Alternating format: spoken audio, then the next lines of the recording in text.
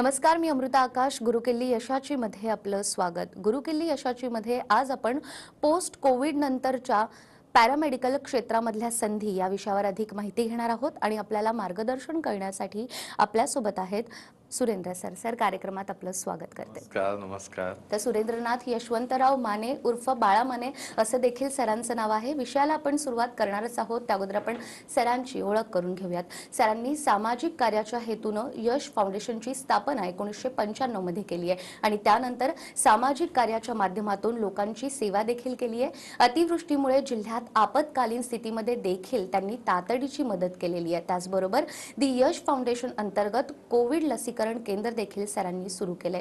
12वी उत्तीर्ण विद्यार्थ्यांसाठी नीट प्रवेश प्रक्रियेसाठी देखील सरांनी मार्गदर्शन शिबिराचं आयोजन केलं होतं. आरोग्य क्षेत्रात देखील सरांचं योगदान आहे. राजकीय वाटचाल जर सरांची आपण पाहिली तर मच्छीमारी व्यवसाय, आंबा व्यवसाय वाढावा म्हणून त्यांनी विशेष प्रयत्न केलेले आहेत. कोरोना काळामध्ये कोकणातील पोस्ट कोविड नंतरच्या पॅरामेडिकल क्षेत्रातील संधी, त्याचबरोबर आंबा विक्रीसाठी, भात खरेदीसाठी केंद्राकडे देखील त्यांनी विशेष प्रयत्न केलेले आहेत. कोकणातील जनतेला कोकणातच रोजगार मिळावा याकरिता सर सतत प्रयत्नशील असतात. आरोग्य, शैक्षणिक आणि सामाजिक क्षेत्रामध्ये देखील सरांचं विशेष लक्ष असतं. तर सरांना राजकारण आणि समाजकारणाचं बाळकडू हे वडिलांकडूनच मिळालंय. वयाच्या 34व्या वर्षी रत्नागिरीचे आमदार म्हणून सरांची निवड देखील झालेली आहे. तर सर, केवळ शैक्षणिक नाही, आरोग्य नाही, सामाजिक नाही, तर अशा वेगवेगळ्या क्षेत्रांमध्ये तुम्ही कार्यरत आहातच. आणि जसं की सगळ्यांनाच माहिती आहे, 2020 पासून कोरोनाची लाट आल्यामुळे पॅरामेडिकल क्षेत्रामध्ये देखील अनेक बदल झालेले आहेत. एक आव्हानात्मक स्थिती निर्माण झालेली आहे. तर हे जे बदल झालेले आहेत याबद्दल काय सांगाल? खरं तर खूप चांगला प्रश्न आहे या ठिकाणी की ज्या वेळेला कोरोनाची पहिली लाट सगळ्या जगामध्ये किंवा आपल्या देशामध्ये आली आणि त्यावेळेला सगळ्याच वैद्यकीय क्षेत्राला एक मोठं आव्हान या ठिकाणी निर्माण झालं होतं की नेमकं कोरोनाचा व्हायरस कसा ओळखावा, त्याच्या टेस्ट कशा कराव्यात आणि त्याची उपचार पद्धती काय करावी. परंतु आता 1.5 वर्षामध्ये जर आपण पाहिलं तर पहिली वेव्ह येऊन गेली, दुसरी वेव्ह सुद्धा येऊन गेली त्या ठिकाणी. आणि त्यामुळे आता असं लक्षात आलंय की याच्यामधले उपाय नेमके काय माहिती झालेत. परंतु वैद्यकीय क्षेत्रामध्ये किंवा आरोग्याच्या क्षेत्रामध्ये खरं तर जसं डॉक्टर महत्त्वाचा आहे, विविध क्षेत्रातले विविध तज्ज्ञ, त्याचबरोबर त्या डॉक्टरला सहाय्य करणारा जो पॅरामेडिकल स्टाफ आहे आणि त्याच्यामध्ये नर्स ही जी आहे हा घटक फार महत्त्वाचा आहे. आणि या देशाची लोकसंख्या आणि जगाची लोकसंख्या जर पाहिली आपण तर त्याच्यामध्ये वैद्यकीय क्षेत्रामध्ये पॅरामेडिकलमध्ये नर्सिंग हे क्षेत्र फार महत्त्वाचं आहे. आणि त्याच्याकरता ती सेवा जर उपलब्ध झाली, ते मनुष्यबळ जर उपलब्ध झालं तर एक चांगल्या प्रकारची वैद्यकीय सुविधा सामान्य माणसापर्यंत पोहोचू शकते. अगदीच. खरं तर कोरोनासारखी महामारी असेल किंवा इतरही आजार असतील, याच्यासाठी हा आजारच प्रत्येकासाठी कुठेतरी नवा होता. तर जसा आजार आल्यानंतर वेगवेगळ्या क्षेत्रांमध्ये बदल झाला, यामध्ये देखील काही आव्हानं असू शकतात का, काही ती आपल्याला पेलायची आहेत आता? नाही, आव्हानं तर 100% आहेत की ही सगळी जी आपली समाज व्यवस्था आहे किंवा एकंदरीत जे सगळं चक्र आहे, कालचक्र, याच्यामध्ये निर्णया साथी ह्या यापूर्वी आलेल्या आहेत, भविष्यामध्ये सुद्धा येऊ शकतात. आणि त्यामुळे आपल्याला त्याच्याकरता एक डिझास्टर मॅनेजमेंट वैद्यकीय क्षेत्रातली करणं अत्यंत आवश्यक आहे. आणि म्हणून त्यासाठी याचं चांगल्या प्रकारचं सखोल अशा प्रकारचं ज्ञान किंवा डॉक्टर हे जे असतात त्या डॉक्टर्स लोकांना मदत करण्याकरता नर्सिंग क्षेत्रामध्ये किंवा पॅरामेडिकल क्षेत्रामध्ये मग अनेक असतील, लॅब टेक्निशियन असतील, नर्स असतील किंवा ओटी ऑपरेटरच्या ठिकाणी असतील किंवा अन्य ज्या ज्या काही या क्षेत्रातल्या जे विषय आहेत त्यामध्ये ज्ञान संपादन करून एक अशा प्रकारचं प्रगत मनुष्यबळ आपल्याला तयार करणं हे आवश्यक आहे. आणि त्या दृष्टीनं ती ह्या देशाची गरज आहे. कारण आता ही मॅनपॉवर जी आहे मनुष्यबळाची नर्सिंग क्षेत्रातली ही खूप त्या प्रमाणात कमी प्रमाणात आहे. वर्ल्ड हेल्थ ऑर्गनायझेशनच्या सूत्रानुसार किंवा भारताची जी काय आरोग्य यंत्रणा आहे, केंद्र सरकारची जी आरोग्य यंत्रणा आहे, याच्यामध्ये सुद्धा हे लक्षात असं आलेलं आहे की ह्या सगळ्या क्षेत्रामध्ये मधल्या कोविडच्या काळामध्ये जसं डॉक्टर्स असतील, पोलीस असतील किंवा अन्य जी दलं असतील यांनी मदत केली, तसं नर्सेसनी ह्या नर्सिंग क्षेत्रानं खूप मोठ्या प्रकारचं या ठिकाणी कमी मनुष्यबळ असताना सुद्धा आपलं घर संसार, आपलं कुटुंब बाजूला ठेवून दिवसेंदिवस किंवा 2-2, 4-4 दिवस या नर्सेस घरी सुद्धा गेल्या नव्हत्या. पण हे परमेश्वरी काम आहे हे समजून त्यांनी त्या ठिकाणी काम केलं. पण भविष्यामध्ये आपल्याला जो अनुभव आलाय ह्या अनुभवाचा जर विचार केला तर आपल्याला ह्या नर्सिंगच्या मनुष्यबळाची अधिक आवश्यकता करणं गरजेची आहे आणि त्या दृष्टीने आमचे सगळ्यांचे प्रयत्न आहेत. अगदीच मनुष्यबळाचा तुम्ही उल्लेख केला. केवळ आपल्या देशात नाही तर जागतिक स्तरावर देखील हेल्थ आणि हेल्थ केअर यासाठी देखील मनुष्यबळाची तितकीच गरज आहे. तर ती गरज पाहता आपल्याकडे मनुष्यबळ किती उपलब्ध आहे? नाही, आता जर मनुष्यबळाचा जर रेशो आपण पाहिला जागतिक आरोग्य संघटनेच्या दृष्टीने किंवा भारताची जी काही केंद्रीय आरोग्य मंत्रालय यांच्या दृष्टीनं, तर साधारणपणे हा जो रेशो आहे आपल्याला, जसं दर हजारी रुग्णांच्या मागं डॉक्टर्स किती असावेत याचं एक सूत्र आहे, तसं दर हजारी रुग्णांच्या पाठीमागे नर्सेस किती असल्या पाहिजेत त्या सेवेकरता ह्याचं सुद्धा सूत्र आहे. आणि त्यानुसार जवळजवळ 50% जागा या नर्सिंगच्या अजून भरणं गरजेचं आहे किंवा ते मनुष्यबळ आपल्याला तयार करणं आवश्यक आहे.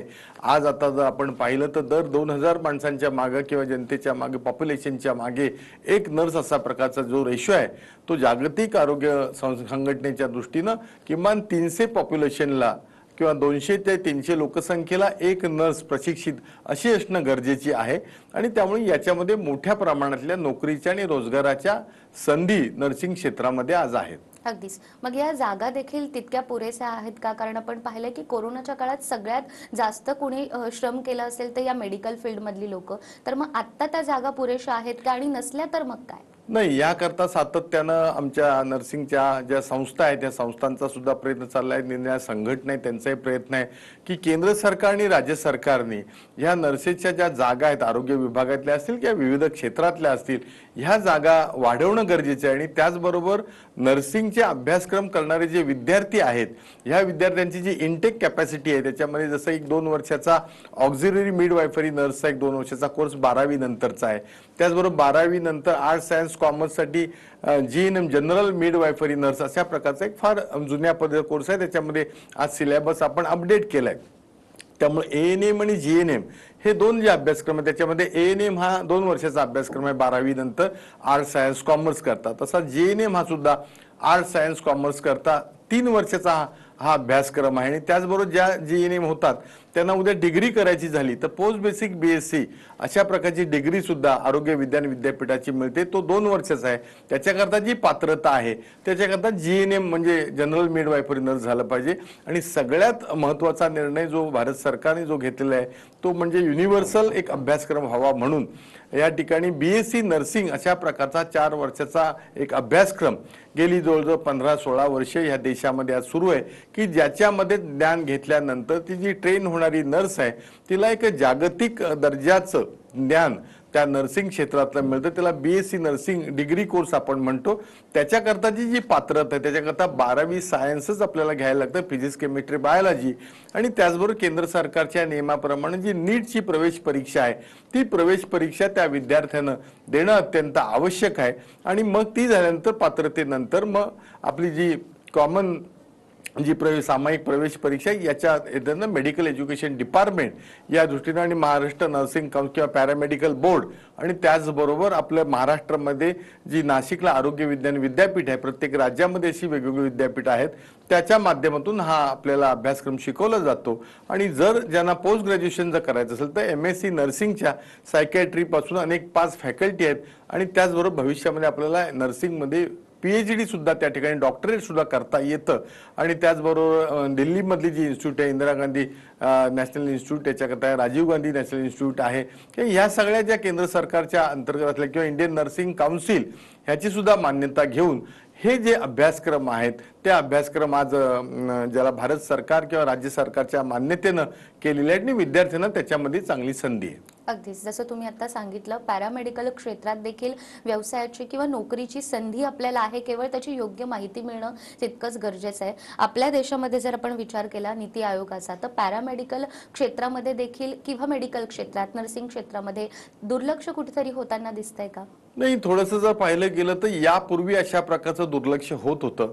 पण मी या ठिकाणी मुद्दामून नमूद करेन किंवा 2014 मध्ये नरेंद्र मोदींचं केंद्रामध्ये सरकार आल्यानंतर ज्या विविध क्षेत्रामध्ये नवे नवे जे रिफॉर्म झाले प्रत्येक क्षेत्रामध्ये, मग इंडस्ट्रीमध्ये असतील, ॲग्रिकल्चरमध्ये असतील, तसे हेल्थ सेक्टरमध्ये सुद्धा अनेक रिफॉर्म झाले आणि ज्याच्यामधून काही चांगल्या प्रकारची मेडिकल कॉलेजेस सुरू झाली पाहिजेत, त्या मेडिकल कॉलेजचा इंटेक वाढला पाहिजे, त्याचबरोबर नर्सिंगच्या इन्स्टिट्यूट झाल्या पाहिजेत, मग diploma degree courses, post graduate degree courses झाले पाहिजेत. याच्याकरता एक लिबरल धोरण केंद्र सरकारच्या आरोग्य मंत्र्यांना घेतलं गेलं आणि त्यामुळं त्याच्यामध्ये यापूर्वी दुर्लक्ष होत होतं, थोडंसं आता चांगल्यापैकी दिलं, पण अधिक अजून लक्ष देणं या नर्सिंग क्षेत्रामध्ये किंवा वैद्यकीय सेवेमध्ये, मग त्याच्यामध्ये नवीन नवीन MBBS BAMS किंवा BHMS चे अभ्यासक्रम असतील, त्याचबरोबर त्याची कॉलेजेस त्याचे इंटेक वाढवणं आणि ती प्रक्रिया मला वाटतं चांगल्या प्रकारची गेल्या 6-7 वर्षामध्ये आज सुरू झालेली आपण पाहतोय.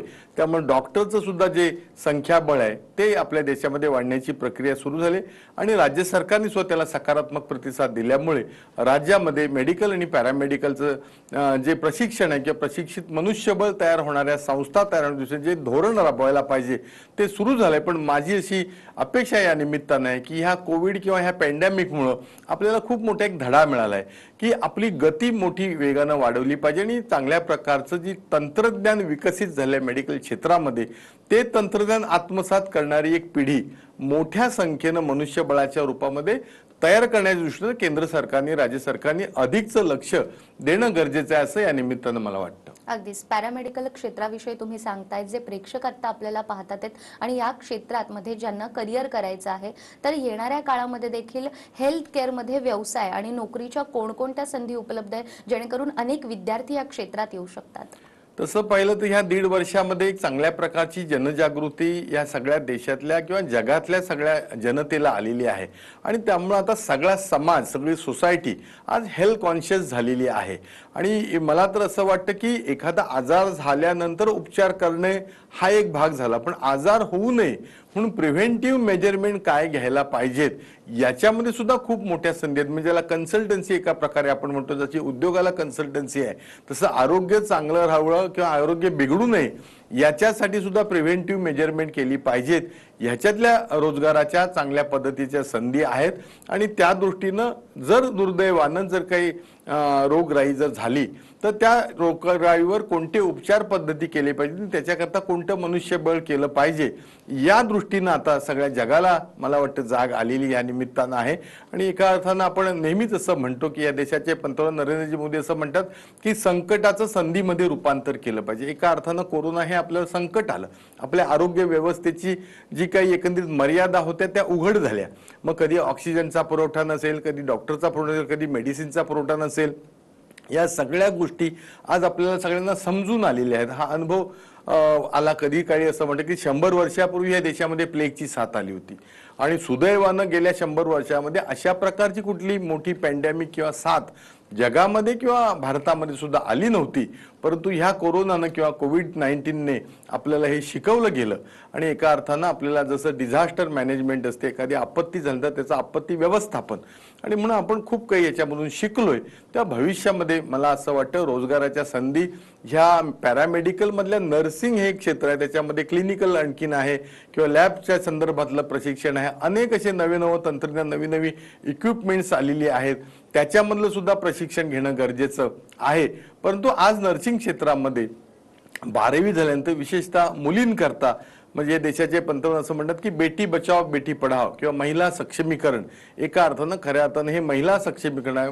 स्त्री ही आत्मनिर्भर झाली पाहिजे, त्या दृष्टीनं हे शिक्षण तिला खूप उपयोगाचे. त्या दृष्टीनं आमच्या कोकणातल्या असतील किंवा सगळ्या महाराष्ट्रातल्या असतील विद्यार्थी आणि त्याच्यामध्ये विशेष करून मुलं सुद्धा 5-10% प्रमाणात ह्याच्यामध्ये ऍडमिशन घेताना दिसत आहेत किंवा त्यांना पण त्याच्यामध्ये संधी, ज्याला आपण ब्रदर म्हणतो आणि नर्सला आपण सिस्टर म्हणतो. तर याच्यामध्ये एक चांगल्या प्रकारची प्रतिष्ठा, चांगल्या प्रकारचा मिळणारं मानधन आणि त्याचबरोबर समाजातला सन्मान, अनेक क्षेत्रातल्या प्रत्येक घटकाला सन्मान आहे. जसं देशामध्ये शिक्षक म्हटला की त्याला सन्मान आहे, परंतु ह्या कोरोनाच्या पार्श्वभूमीवर नर्स म्हटली की तिला एक वेगळा सन्मान प्राप्त या निमित्ताने. मला वाटतं हा सगळ्या स्त्रियांचा या ठिकाणी सन्मान आहे असं या निमित्ताने मी म्हणेन. अगदीच. खरं तर या क्षेत्राची ओळख तुम्ही करून देतात आणि गरज देखील तुम्ही ओळखली की येणाऱ्या काळामध्ये देखील पॅरामेडिकल क्षेत्रामध्ये किती संधी असू शकते. मात्र तुम्ही स्वतः सक्रिय राजकारणात आहात, सामाजिक कार्य तुम्ही करताय.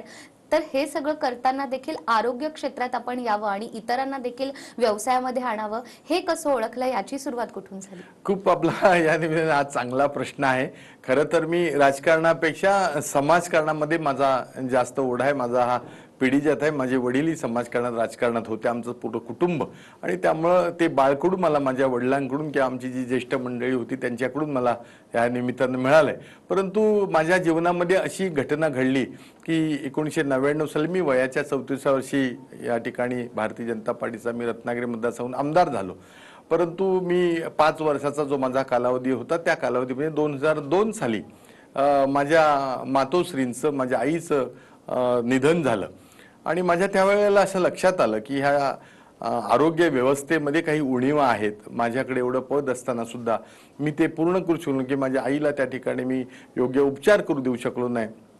आणि मग त्या दिवसापासून मनामध्ये माझ्या काही असं घडत होतं की आपल्या कोकणामध्ये हा जो ग्रामीण भाग आहे किंवा थोडासा असा रिमोट एरिया आहे आणि ह्याच्यामध्ये जर आरोग्य सुविधा जर पुरल्या नाही तर माझ्या आईचं झालं तर अनेकांच्या आईचं त्या ठिकाणी होऊ शकतं.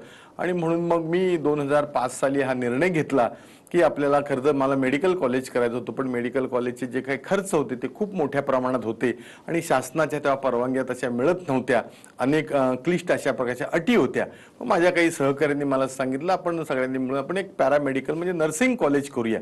आणि म्हणून माझ्या आईचं स्मरण किंवा तिच्यापासून प्रेरणा घेऊन एक ह्या सगळ्या स्त्री सक्षमीकरणाकरता आपण काही केलं पाहिजे.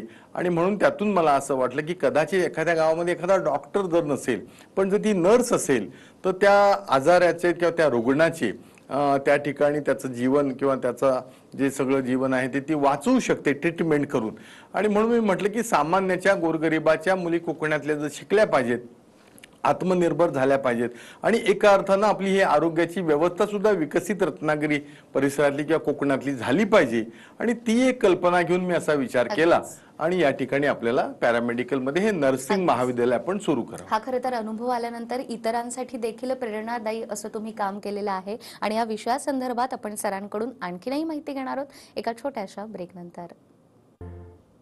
ब्रेकनंतर पुन्हा एकदा गुरुकिल्ली यशाची मध्ये आपलं स्वागत. गुरुकिल्ली यशाची मध्ये आज आपण पोस्ट कोविड नंतर पॅरामेडिकल क्षेत्रामध्ये कोणकोणत्या संधी आहेत याविषयी अधिक माहिती घेतोय आणि आपल्याला मार्गदर्शन करतायत बाळासाहेब माने सर. सर पुन्हा एकदा आपलं स्वागत करते. खरं तर ब्रेकवर जाण्यापूर्वी तुम्ही नर्सिंग क्षेत्राबद्दल बोललात, मात्र स्वतः तुम्ही एक महाविद्यालय चालवत आहात, तर या महाविद्यालयाबद्दल काय सांगाल आणि येणाऱ्या काळामध्ये देखील या क्षेत्रासाठी कोणकोणती आव्हानं आहेत? नमस्कार. खरं तर हा खूप चांगला प्रश्न आहे की द यश फाउंडेशनचं हे college of nursing and medical research institute हे आमच्या रत्नागिरीमध्ये त्या ठिकाणी आहे. रेल्वे स्टेशनपासून मुंबई गोवा हायवेपासून अगदी 10 मिनिटाच्या अंतरावरती आणि जवळजवळ 15 वर्ष या माझ्या महाविद्यालयात 10 एकरच्या विस्तीर्ण अशा एका परिसरामध्ये हा कॅम्पस आपण डेव्हलप केलेला आहे. त्याच्यामध्ये ANM, GNM, post basic BSc, BSc, MSc हे सगळे अभ्यासक्रम आहेत.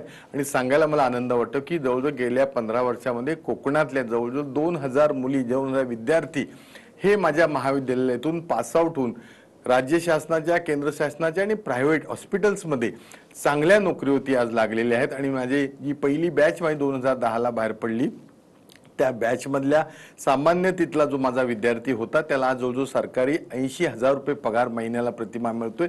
त्याशिवाय फॅसिलिटीज मिळत आहेत.